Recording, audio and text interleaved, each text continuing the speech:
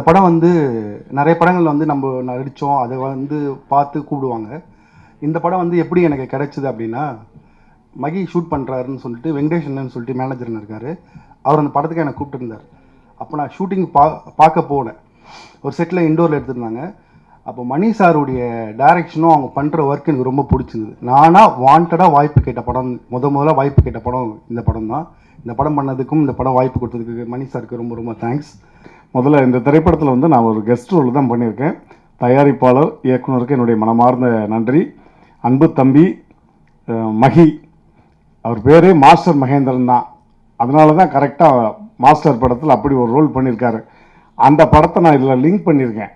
நான் ஒரு ஆட்டோ டிரைவராக வரும்போது ஆட்டோவை குத்துவார். அங்கே செவத்தை குத்துன மாதிரிலாம் இங்கே குத்திக்கிட்டு இருக்கக்கூடாது, புரியுதா? பேசாமல் உட்காரு அப்படிலாம் சொல்லியிருப்பேன். நல்ல கண்டென்ட்டை எப்போவுமே வந்து நம்ம மக்கள் வந்து ரொம்ப விரும்புவாங்க, சப்போர்ட் பண்ணுவாங்க அப்படின்ற ஒரு விஷயந்தான். நிறைய படம் நம்ம டீசர்லாம் நம்ம ட்விட்டரில் பார்ப்போம், யூடியூப்பில் பார்ப்போம். பட் நான் என்ன நினச்சேன்னா, என்னுடைய படத்துடைய டீசர், எங்கள் படத்துடைய டீசர் செம்மையாக ஒர்க் பண்ணியிருக்கோம். கிட்டத்தட்ட ஒரு 2 வருஷம் நிறைய உழைச்சிருக்கோம். ஒரு குவாலிட்டியான ஒரு படத்துக்கு என்னென்ன வேணுமோ எல்லாமே இந்த படத்தில் கொடுத்துருக்கோம். அண்டு ரோபோ அண்ணன், அவர் மடியில் வளர்ந்த ஒரு சின்ன வயசுலேருந்து வளர்ந்த ஒரு குழந்தை, அவர் வீட்டோட பையன். எனக்கு ரொம்ப சந்தோஷமாக இருந்துச்சு. நான் கேட்கும்போதுலாம் அவர் பிஸியாக இருக்கு, எதுவுமே சொல்லலாம், வந்துடுறேன்ப்பா, ஓகேப்பா அப்படின்னு வந்தார். டக்குன்னு பண்ணி கொடுத்துட்டாரு. தேங்க்யூ ஸோ மச் ரோபோ அண்ணன். வினோத் என்னுடைய ஃபஸ்ட் படம் விழாவில் எனக்கு ஃப்ரெண்டாக பண்ணான், இதுலேயும் என் கூட பண்ணான். ஸோ எங்கள் நட்பு எப்பவுமே ஒன்று தான், எங்களுக்குள்ளே எதுவுமே கிடையாது. நல்ல படங்கள் வந்துக்கிட்டே இருந்தால் நான் நடிச்சிட்டே இருப்போம், உங்கள் எல்லாம் என்டர்டெயின் பண்ணிகிட்டே இருப்போம். ஸ்ரத்தா பண்ணியிருக்காங்க. நிறைய பேருக்கு ஸ்ரத்தாவை பற்றி இங்கே தெரியாது, சில பேருக்கு தெரிஞ்சிருக்கும். பட் தெரியாதவங்களுக்கு நான் சொல்லிடுறேன். அவங்க தமிழில் தவிர இந்தியாவில் இருக்கிற நிறைய லாங்குவேஜஸில் அவங்க படம் பண்ணியிருக்காங்க. And she is one of the extraordinary performer. Shraddha ரொம்ப டெடிகேட்டிவான ஒரு ஆர்டிஸ்ட். டைமுக்கு வருவாங்க, ரொம்ப நல்லா ஒர்க் பண்ணுவாங்க. நம்மளும் நிறைய ஹீரோயின்ஸோட ஒர்க் பண்ணுவோம் இல்லையா, நானும் நிறைய ஹீரோயின்ஸை பார்த்துட்ருக்கேன் இல்லையா. ஸோ அப்படி பார்க்கும்போது அவங்களுடைய ஹார்ட் ஒர்க்கிங், அவங்களுடைய டெடிகேஷனுக்கே கண்டிப்பாக அவங்க நல்ல இடத்துக்கு போவாங்க. அது இந்த படம் ஒரு மிகப்பெரிய படமாக அவங்களுக்கு கண்டிப்பாக அமையும். I got a chance to play a psychiatrist in this. I have a degree in psychology and journalism, so it was easy for me to do this role. But with an actor like Mahendiran, who is so subtle and so matured, in a horror film like this, I had to keep my expressions and everything very, very controlled and subtle and play through the eyes. I got to do that. I'm very thankful to our director, Manikant sir, for seeing me differently. Thank you for seeing me differently and giving me this opportunity. And our producer Srinivas sir as well, thank you for this opportunity. And I'm really happy that I'm coming through this movie into Tamil films. இந்த மூவிக்கு எல்லாரும் ஃபேமிலியில் work பண்ணோம். Mahindra and Srinivas எல்லாரும். நான் பக்கத்தில் காலஹாஸில் இந்த வீடு. எனக்கு தமிழ் மூவி நல்லா பார்க்குறேன். டெய்லி மார்னிங் எல்லோரும் நான் தமிழ் ரொம்ப இஷ்டம் தான், தமிழ் மூவிஸு. இப்போ நான் ஃபாதரு, நான் மூவி ஆப்ரேட்டர் தான். காலஹாஸ் ஒரு தியேட்டரில் மூவி ஆப்ரேட்டர் தான் என் ஃபாதர். அதுதான் எனக்கு ரொம்ப இஷ்டம், மூவிஸு எல்லோரும். மகேந்திர ப்ரோ ரொம்ப தேங்க்ஸ் ப்ரோ. இந்த ஒரு சப்போர்ட்க்கு எல்லாருக்கும் எனக்கு தேங்க்ஸ் ப்ரோ.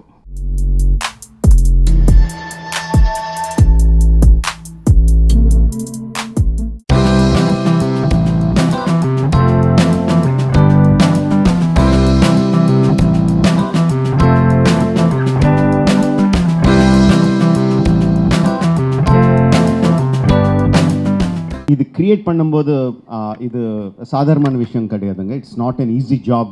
எதனா பவர்ஸ்னா ஒரு ஹீரோக்கு ஒரு பவர்ஸை கொடுத்துட்டு பண்ணிடலான்னா it's not so simple. It's very very difficult because what Ayan has chosen is not just creating a magnificent power. It is creating a power which still has some limits. So there he gave a scope to create a bigger villain, and also he created a scope for a constant struggle for the hero characters to win, for the good to win over the evil. It is not like a fairy tale. It is like a very commercial way of telling the stories of these astras. So that is the thing that I really liked about Brahmastram. And also he made sure that amongst all these astras, Vanarastra, Nandi Astra, Agni Astra, Jalastra, and of course the main Brahmastram, among all these astrams, he made sure that love is the strongest of all the astras. Not just telling in dialogues, he made sure that his point comes across, that love will win across everything. Whatever the problem it might be, love will win across, will win over everything. He made sure that is the point that he has to give to the audience, and he sure did. And of course, he had the fantastic lovebirds for that, Alia and Ranbir. And of course, first of all, Ayan is not here today because I think now, initially it is only something that the directors and creators can understand. Now I think even everyone knows, all the audience also know, coming to the end of the project, coming nearer to the release, the director is so stressed out. He has to be there fine-tuning every small bit that he can. 8 ವರ್ಷం ಕೊಡ್ತಾலும் ಕೂಡ ಇನ್ನೂ time ಪತ್ತದಂಗ ಇನ್ನೂ ಕೊಂಚ last ಮಿನಿಟ್లో every director will be fine-tuning something. So Ayan is there, but he sent all his love and some of his messages are there for you. Let's listen what Ayan has to say, tell you guys, and then we will have a question and answer session. Now we have Brahmastra coming in, and like she asked me what inspired me to do this film. I remember Ayan, like a little boy, coming home, and he had a comic book in his hand, and he came home, and I said, Ayan, what am I going to have in this film that you want me to do a role? And he said, sir, you just read this book. It was like a 20-page comic book, and it showed my character and what I'm doing in that film. I play a artist, or they call me an artist in that film, and I have the most powerful astra with me, called the Nandi Astra, and it has about the power of 1,000 bulls, and that fascinated me because I was always fascinated by Indian mythology, because I grew up with Indian mythology from my younger days, watching NTR Garu and my father NR all doing all the mythological films in my younger age, and that was imprinted in my mind. And finally, after almost so many years of career, I got an opportunity. One of my most favorite songs in the film, Deva Deva. I'm so happy to share our vision of Brahmastram with you guys. All of you are somebody who come from a state which is so rich in culture, so rich in music, in the performing arts, and it's really my privilege to be here with all you guys. Brahmastrams started for Ayan and myself in actually 2013. We were doing a film called Ye Jawani Hai Diwani, and I remember during one of the schedules in Manali, he came to me and said that, Ranjith, I have this idea of two friends, which was also before RRR, and he said that one has the power of fire and one has the power of water. Of course, that film didn't turn out the way he had thought that time, and it came to the way that you guys are seeing right now. But I have seen this boy, Ayan Mukherjee, from the age of 29. He's become a young man now, and he spent 10 years and every day of his life really working and dreaming this vision, and just to be a part of it, just to be a little soldier in his battle to achieve his vision has been such an honor and such a privilege for all of us involved in Brahmastram. I've also had the opportunity to work with such legends like Mr. Amitabh Bachchan, Nag sir, who today I can also call my friend, who has completely with open arms, accepted Ayan, Alia, myself, Amla ma'am, Nag sir, his children, everybody, and he's made us a part of his family, and I will always be so grateful for that. Never in my wildest dreams I thought that I would have this name, S.S. Rajamouli, on a poster with my face on it, and that is such a big privilege, sir. Thank you so much for this.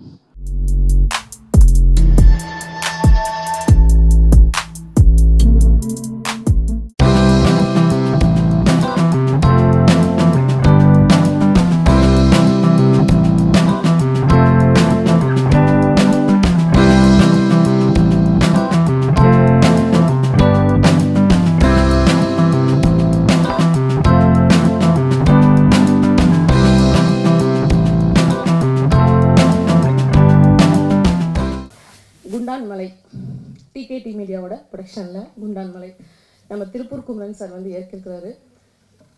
இதில் வந்து சித்த மருத்துவத்தை பற்றி அதான் story போயிருக்கு. இது வந்து நண்பர்கள் குழுன்னு சொல்லலாம். நண்பர்கள் குழு வந்து ஒரு குடும்பமாக சேர்ந்து தான் இது பண்ணியிருக்கிறாங்க. இந்த படத்தின் கதாநாயகன் என்னோட இயக்குனர், அவர் வில்லனா இவ்வளோ எக்ஸ்ட்ரா நிறையா பண்ணுவான்னு நினச்சி கூட பார்க்கல. செம்மையாக பண்ணியிருக்காரு. நான் கிளாப் பண்ணுங்க ஃபஸ்ட்டு. நான் நம்பவே இல்லை. ஏன்னா நான் ஒரு வருஷமாக ஷூட்டிங்கில் இருக்கும்போது இவர் சாதாரணமாக ஒருவர் என்னை பார்க்க என்னோட தயாரிப்பு நிர்வாக மேற்பாளர் இங்கே தான் இருக்கார், விஸ்வான் இருக்கார். அவர் எங்களோட தயாரிப்பாளர் இதில் இருக்கார். எங்கள் ப்ரொடக்ஷன் கமிட்டி இருக்கும்போது அவர் தான் கூட்டின்னு வருவார். கடைசியில் இவர் தான் டைரக்டர்னு எனக்கு நிஜமாவே தெரியாது. திடீர்னு வந்து பார்த்தா படம் டைரக்ஷன் பண்ணியிருக்காரு அப்படின்னு ரொம்ப சந்தோஷமாக இருந்தது.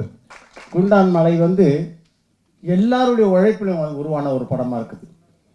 சொன்ன சாப்பாடு தூக்கி தலையில் தூக்கி மேலே வருவார்னு, அதெல்லாம் பாருங்கள் நடக்காத கதை. நல்ல எடிட்டரு, அவர் சொன்ன மாதிரி நல்ல எடிட்டரு, நல்ல கேமராமேனு, நல்ல ஸ்டண்ட் மாஸ்டர், நல்ல நடிகர்கள். குண்டான் மலை நிச்சயமாக வெற்றி. குண்டான் மலை இந்த இன்னைக்கு ஹீரோ வந்து மியூசிக் டைரக்டர் தான். அவருக்காக தான் இதை இசை வெளியீட்டு விழா அவருக்கு தான். அவர் பாடல் எழுதிய கவிஞர்கள் எல்லாருக்கும். அதோட இங்கே வந்து பார்த்தப்போ நடிகர்களை சாதாரண நடிக்க தெரியாத கூட இயற்கையாக நடிச்சிருக்காங்க. நான் வந்து ரிப்பீட்டடாக கேட்குற ஒரே வார்த்தை இதே தான் சார். எதுக்குங்க சார்? என்ன போய் எவ்வளவோ பேர் இருக்கிறாங்க, எவ்வளவோ பேர்த்துக்கு வாய்ப்பு இல்லாமல் இருக்குது. என்ன நான் இதுவரையும் நான் எந்த ஒரு மூவியும் பண்ணதில்லை. வெறும் வீடியோஸ் மட்டும் பண்ணிகிட்டு இருப்பேன். இதை நான் ஓப்பனாக சொல்லிடுறேன். ரீல்ஸ் பண்ணுவேன். அதை பார்த்து திருப்பூர் குமரன் சார் வந்து நீ நல்லாதாம்மா பண்ணுற, உனக்கு என்னம்மா பிரச்சனை அப்படின்னு கேட்டாங்க. இந்த படம் பார்த்திங்கன்னா நம்ம ஆரம்பிக்கும்போது ஒரு சின்ன ஒரு விஷயமாக ஆரம்பித்து பார்த்திங்கன்னா கொஞ்சம் கொஞ்சமாக நாங்கள் எங்கள் முயற்சியில் ஒரு 32 நாள் நாங்கள் ஷூட் பண்ணி இந்த படம் வந்து அருமையாக வந்திருக்குன்னு நம்புகிறேன். இது வந்து பார்த்திங்கன்னா கோபிச்செட்டிப்பாளையம், உடுமலைப்பேட்டை, தேனி 3 பக்கம் நம்ம ஷூட் பண்ணியிருக்கோம். அருமையான 2 பாடல்கள் கொடுத்தா பார்த்துருப்பீங்க. ரொம்ப அழகான அவருக்கு நன்றி. அதோட வரிகள் கதாநாயகன் வந்து எங்கள் ஆபா சார் அவர்கள். ரொம்ப ரொம்ப நன்றி சார். அதே மாதிரி இங்கே வந்து கவிஞர் அவர்கள். ஒரு மனிதனை ஊனமாக காட்டுறது வேற, அவரால் இயங்க முடியாத ஒரு மனிதனை இயங்கக்கூடிய ஒரு கேரக்டர் இருக்கான இஸ் எ கிரேட் டைரக்டர். நிஜமாக ரியலி.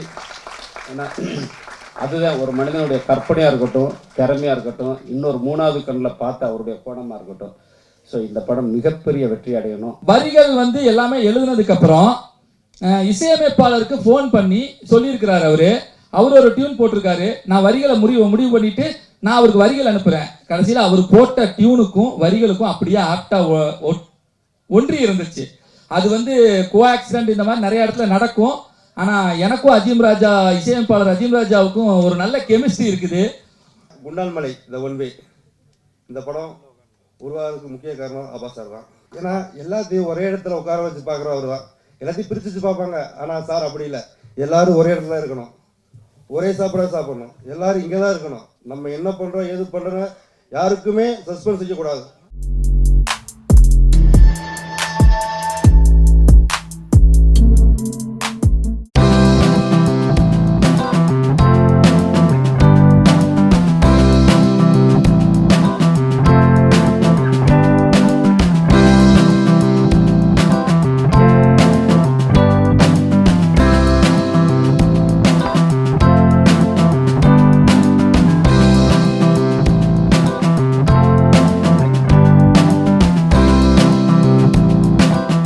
நட்சத்திரம் நகர்கிறது திரைப்படத்தில் வந்து டென்மா அவர்களோட பணியாற்றக்கூடிய வாய்ப்பு. டென்மா வந்து கேஷ்லெஸ் கலெக்டிவோட பேண்ட் லீடர்.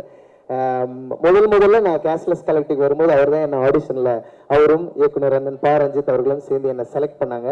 இன்னைக்கு அவரு ஒரு பெரிய திரைப்படத்தில் இசையமைப்பாளராக பணியாற்றுறார். அவரோடு சேர்ந்து நானும் சில பாடல்களை ஏற்றி இருக்கிறேங்கிறது எனக்கு ரொம்ப ரொம்ப மகிழ்ச்சி. இந்த படத்துலையும் ரொம்ப முக்கியமாக நான் வந்து நிறைய ரேப் சாங்ஸாக பாடிட்டு இருக்கும்போது ஒரு மெலடி பாடல் வந்து நீ பண்ணு அப்படின்னு சொல்லி எனக்கு கொடுத்தாரு. நான் வந்து லவ் சாங்கே பண்ணதில்லை. எனக்கு அது மட்டும் ஒரு தயக்கமாகவே இருக்கும். நான் முன்னாடியே சொன்ன மாதிரி வாழ்க்கையோட ஒவ்வொரு பக்கங்களையும் சரி செய்துட்டே வருது ரஞ்சித் தன்னுடைய படங்கள். அதே மாதிரி காதல் அப்படிங்கிற ஒரு பெரிய சாப்டரை வந்து இந்த படம் சரி செய்யும், நம்முடைய வாழ்க்கையில் அதை புரிய வைக்கும் இன்னும் ஆழமா அப்படின்னு நம்புகிறேன். ஸோ அதை பற்றி ஒரு பாட்டு நான் வந்து இந்த படத்தில் பண்ணியிருக்கேன். அந்த படத்தை டைட்டில் கேட்டேன், நட்சத்திரம் நட்சத்திரம் நகர்கிறது, நட்சத்திரங்களா நட்சத்திரமான்றது எனக்கு நட்சத்திரம் நகர்கிறதுன்னு டைட்டில் கேட்ட உடனே எனக்கு ஃபஸ்ட்டு ஷாக்கிங்காக இருந்தது, சர்ப்ரைசிங்காக இருந்தது. என்ன விஷயம் அப்படின்னா, இது ஒரு சென்டென்ஸ், ரொம்ப புக்கிஷான ஒரு டைட்டில். இது இந்த துணிச்சல் எங்கிருந்து வருது அப்படிங்கிறது எனக்கு முதல் சர்ப்ரைசிங்காக இருந்துச்சு. இப்போ வானவில் எழுகிறது, வானவில் மறைகிறது அப்படிங்கிற மாதிரி நட்சத்திரம் நகர்கிறது அப்படிங்கிற இந்த வேர்பில் முடிக்கிற இந்த டைட்டில் எனக்கு தெரிஞ்சு எதுவுமே இல்லைன்னு நினைக்கிறேன் தமிழில். ரஞ்சித்தோட மற்ற எல்லா படத்தோட எனக்கு இந்த படம் ரொம்ப முக்கியமானதாக படுது. ஏன்னா ஒரு தியேட்டர் பேக்ரவுண்டில் இருக்கிற படம் தெரியுது, ஆனால் எந்த நாடகத்தன்மையுமே இல்லாத ஒரு லவ்வை நீங்கள் முன் வச்சிருக்கீங்க அப்படின்னு நம்புகிறேன். அந்த ட்ரெய்லர் பார்த்து, சரி அந்த டீசர் பார்த்து, சாங்ஸ் எல்லாம் பார்த்து அவ்வளோ ஃப்ரெஷ்ஷாக இருந்துச்சு. ஒரு உண்மைத்தன்மையோட ஒரு காதலை, கான்டெம்பரரி லவ்வை வந்து நீங்கள் டீல் பண்ணியிருக்கீங்க அப்படின்னு நம்புகிறேன். இதுவரைக்கும் பேச தயங்குற அல்லது பேச வேண்டாம்னு நினைக்கிற உறவுகள் பற்றின ஒரு டிஸ்கஷனை இந்த படத்துக்கு அப்புறம் நம்ம தமிழ் சினிமாவில் தொடர்ந்து நிகழ்த்த போகிறோம்னு நான் நினைக்கிறேன். அதுக்கான தொடக்கமாக இந்த படம் பார்க்குறேன். அண்ட் ஐ திங்க் இந்த kind of representation in terms of relationships, இந்த மாதிரி ஒரு ஒரு ஒரு கதையை எடுத்து இவ்வளோ அழகாக வேற மாதிரி ஒரு ப்ரெசென்ட் நிறைய பேர் முன்னாடி சொன்னாங்க, ஒரு ஃப்ரெஞ்ச் ஃபிலிம் பார்க்குற மாதிரி தான், கண்டிப்பாக ஒரு இன்டர்நேஷ்னல் ஃபிலிம் பார்க்குற மாதிரி தான் இருக்குது. ஸோ அதில் எந்த மாற்றமும் கிடையாது. தென்மா இந்த உங்களுடைய பேக்ரவுண்ட் ஸ்கோராக இருக்கட்டும், you've done a great job, the songs were great, all the very best. நீங்கள் தான் ஹீரோ இன்னைக்கு, ரொம்ப ரொம்ப நல்லா பண்ணியிருக்கீங்க. ரொம்ப எனக்கு என்னென்னா வந்து அந்த நம்ம விக்டிம் அந்த தம்மம்ல வந்து பண்ணும்போது ரீரெக்கார்டிங் எவ்வளோ பேர் மினிமைஸ் நான் தான் சொன்னேன், எங்கேயோ ரீரெக்கார்டிங் வைக்கலாமே அப்படி சொன்னேன்.